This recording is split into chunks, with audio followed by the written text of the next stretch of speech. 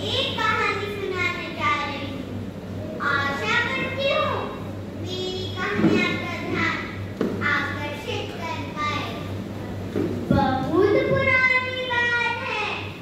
एक संयुक्त परिवार बड़े प्रेम से इसी नगर में रहता था। परिवार के सभी सदस्य, बच्चे, बड़े, बहुत ही सभ्य और मिलनसार थे। किसी भी सदस्य में तेरा या मेरा ऐसी भावना नहीं थी। लड़ाई झगड़ा, मारपीट, एक सबसे यह परिवार कोस दूर था। पूरे नगर के लोग इस परिवार का गुणगान गाया करते थे। बड़ों की तरह घर के बच्चे भी बहुत सरल स्वभाव के थे।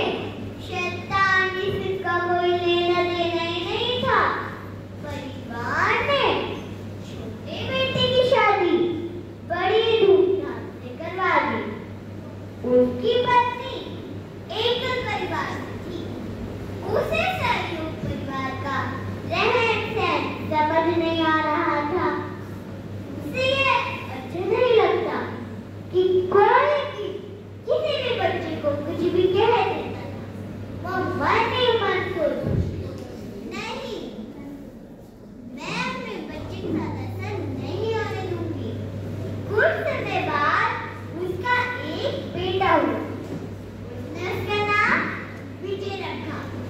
जैसे जैसे विजय बड़ा होते गया, वैसे वैसे वैसे शरारती होता गया। वो किसी की भी बात को सुनता नहीं था। कोई उसको कुछ कहता तो उसकी माँ सबसे लड़ती। एक दिन दादी ने उसे समझाया। उसकी माँ आकर उसे दादी के पास से ले गई और बोली, इनकी कोई बात नहीं सुनती। दादा दादी घर के चौकीदार होते हैं। विजय और घर के सभी बच्चों को दादाजी स्कूल छोड़ने जाते थे। स्कूल में भी विजिष्टानियां चरम सीमा पर पहुंच गई थी। एक दिन शिक्षिका जी ने कहा, आज तो मैं तुम्हारे दादाजी से तुम्हारी हरकतों के बारे में बताऊंगी। विजय बोला, वो क्या कर लेंगे? वो तो मुझे चौकीदार है, जो उसने होगा। शिक्षिका हैरान रह गई और सोचने लगी, अब तो इसके घर जाना पड़ेगा। वो विजय के घर गई और सबके सामने विजय की बातें बताने लगी। तभी विजय की माँ शिक्षिका जी के लिए चाय नाश्ता लेके आए। सब चिंतित थे कि अचानक विजय ने सबके सामने अपनी माँ से पूछा, माँ, जब मैं बड़ा हो जाऊंगा आप भी दादी बन जाऊंगी?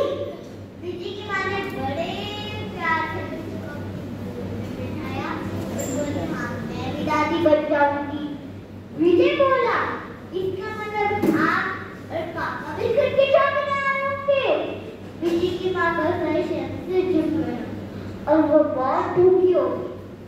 पूरे परिवार ने माफी मांगी और विजय पर ध्यान देने के लिए परिवार से विनती की। तब शिक्षिका जी ने कहा, इसे परिवार के साथ खेलने और खाने दो, ताकि इसका शारीरिक और मानसिक